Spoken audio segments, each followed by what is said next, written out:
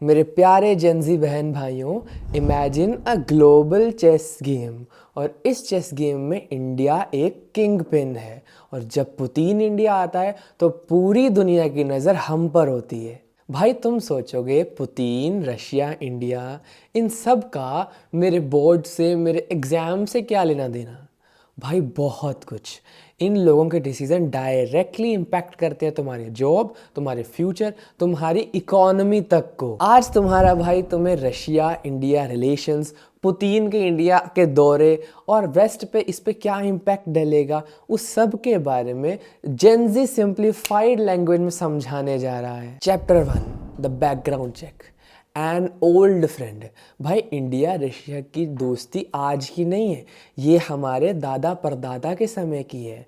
और जब cold war के दौरान अमेरिका इधर उधर दिख रहा था तब भी रशिया भारतवर्ष के साथ, इंडिया के साथ खड़ा था, और स्पेशली डिफेंस और टेक्नोलॉजी में। भाई इमेजिन करो तुम्हारा एक बेस्ट फ्रेंड जो हमेशा तुम्हारे साथ खड़ा है जब बाकी सब तुम्हें जज कर रहे हैं, टॉक्सिक बोल रहे हैं, तुम्हारे खिलाफ खड़े हैं। रशिया इंडिया के लिए बिल्कुल वैसा ही है। Military gear, nuclear energy, space tech, सब कुछ रशिया से आया। तो इससे जशन भाई हम क्या समझे? भाई लॉयल्टी रन्स डीप। ये दोस्ती सिर्फ फाइल्स पे नहीं है, ये ट्रस्ट और हिस्ट्री पे बेस्ड है। और चाहे जितना भी प्रेशर हो, इंडिया रशिया को अब नहीं छोड़ सकता। अब बहुत ज़्यादा interesting chapter 2, Putin's visit, the agenda and the vibe. भाई पुतिन जब इंडिया आए तो उनका मकसद सिर्फ चाय पीना नहीं था, बल्कि ऐसी डील्स, ऐसी पार्टनरशिप, ऐसी कोरिलेशंस को आगे बढ़ाना था। जैसे डिफेंस के सेक्टर में S-400, अब S-500 डिफेंस सिस्टम की बात हो रही है। एनर्जी सेक्टर में ऑयल एंड गैस की पार्टनरशिप बढ़ाना, और साथ में इकोनॉमिक डील्स करना, इकोनॉमिक टाइज बढ़ाना। बट आप पूछेंगे भाई वाई नाउ? भाई रशिया को भी पता है कि यूएस उन पर सैंक्शंस लगा रहा है, वेस्ट नेटो उनके खिलाफ आकर खड़ी है, तो उन्हें इंडिया जैसा एक बहुत बड़े पार्टनर की ज़रूरत है जो उनसे चीज़ें खरीद कर वेस्ट में बेचे। तो इसे समझना होगा, it's a win win situation for both the countries. अब भाई जेनजी टेक अवे। भाई ये सिर्फ मीटिंग नहीं थी, ये स्ट्रेटेजिक अलाइनमेंट थी। एक ऐसी पोलराइजेशन क्रिएट करने के लिए, दुनिया को, वेस्ट को, यूएस को ये दिखाने के लिए, अगर तुम हमसे खफा हो, खफा रहो, हम केपेबल इनफ हैं कि हम एक दूसरे की नीड्स को पूरा कर सकते हैं। भाई अब बहुत interesting chapter number 3, the west reaction, the awkward silence. भाई जब इंडिया ने रशिया से S-400 खरीदा तो अमेरिका को मिर्ची लगी। वो चाहते थे कि इंडिया और रशिया दूर दूर रहें, पर इंडिया ने कभी उनकी नहीं सुनी। भाई इमेजिन करो तुम्हारे दो दोस्त हैं, तुम्हारी दोनों से बहुत अच्छी बनती है, पर आपस में बहुत बड़े एनिमी हैं वो। अब उनमें से एक तुम्हें कहता है कि भाई या मैं या वो। इंडिया की सिचुएशन बिल्कुल ऐसी ही थी। अब आप कहेंगे तो क्या जशन भाई हम इन दोनों के बीच में फंस कर रह गए हैं? नहीं भाई, इंडिया लेकर आया इंडियाज इंडिपेंडेंट स्टैंड्स। अब वेस्ट को ये चीज़ समझ आ गई है कि अब इंडिया किसी के प्रेशर में आने वाला नहीं है। इंडिया लेकर आया है खुद का इंडिपेंडेंट फॉरेन पॉलिसी, और इंडिया हमेशा वही करेगा जो उसके नेशनल इंटरेस्ट के लिए बेस्ट है। भाई अब चैप्टर नंबर 4, बहुत ज़रूरी, मज़ेदार और ख़तरनाक, India's master stroke, the balancing act.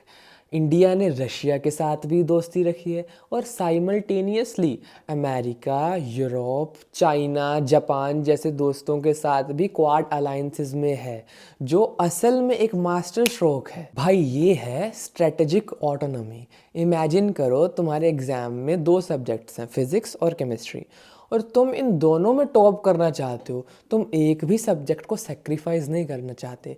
India ने इसी ही तरह काम करा है विन विन सिचुएशन के लिए, कि हम दोनों को आगे बढ़ाएं, दोनों को एक साथ प्रगति दें, और जो हमारा सबसे बड़ा स्ट्रेटेजिक मूव है। तो जशन भाई इसमें जेनजी टेक अवे क्या है?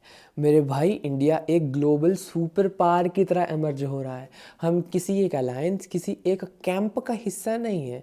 हम अपने नीड्स को, हम अपनी टर्म्स पे इस ग्लोबल रिलेशंस को चला रहे हैं, और यही है 21st सेंचुरी जियोपॉलिटिक्स। अब भाई बहुत ज़्यादा ज़रूरी है समझना तुम्हारे लिए chapter number 5, the impact on you, the Gen Z of the country. भाई जब इंडिया अपनी स्ट्रेटेजिक ऑटोनॉमी मेंटेन करता है तो हमारे पास इकोनॉमिक स्टेबिलिटी रहती है। मतलब हम अपनी इकोनॉमी पे कंट्रोल रखते हैं, हम किसी पे डिपेंड नहीं करते। जैसे डिफेंस स्ट्रॉन्ग रहता है for national security, global influence बढ़ता है for opportunities for Indians abroad. तुम्हारे फ्यूचर में इंडिया का ग्लोबल स्टैंडिंग डिसाइड करेगा कि जॉब्स कितनी इजीली मिलेंगी, तुम्हारी डिग्री की कितनी वैल्यू होगी और इंडिया की इकॉनमी कितनी स्टेबल होगी।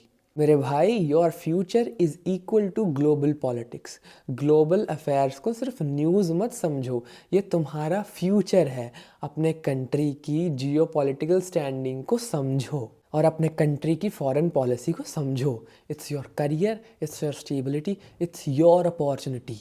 तो मेरे प्यारे जेनजी बहन भाइयों, ये थे पुतिन्स इंडिया विज़िट के 5 की इनसाइट्स। अगर वीडियो एजुकेशनल लगा और अगर लगा आपको कोई पॉइंट मिस हुआ तो प्लीज़ मुझे कमेंट सेक्शन में शेयर करना, जो हेल्प करेगा औरों को भी समझने के लिए। और अगर ये वीडियो थोड़ा सा भी वैल्यूएबल लगा तो प्लीज़ इसे शेयर करना अपने सभी कज़न्स में, अपने बहन भाइयों में, अपने दोस्तों में, ताकि वो भी इस चीज़ को समझें, अपनी विजडम को बढ़ाएं।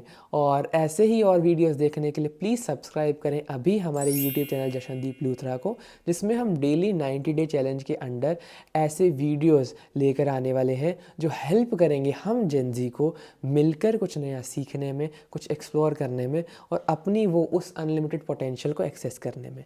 मिलते हैं कल एक नए वीडियो के साथ, तब तक के लिए टेक केयर, गुड बाय, जय हिंद।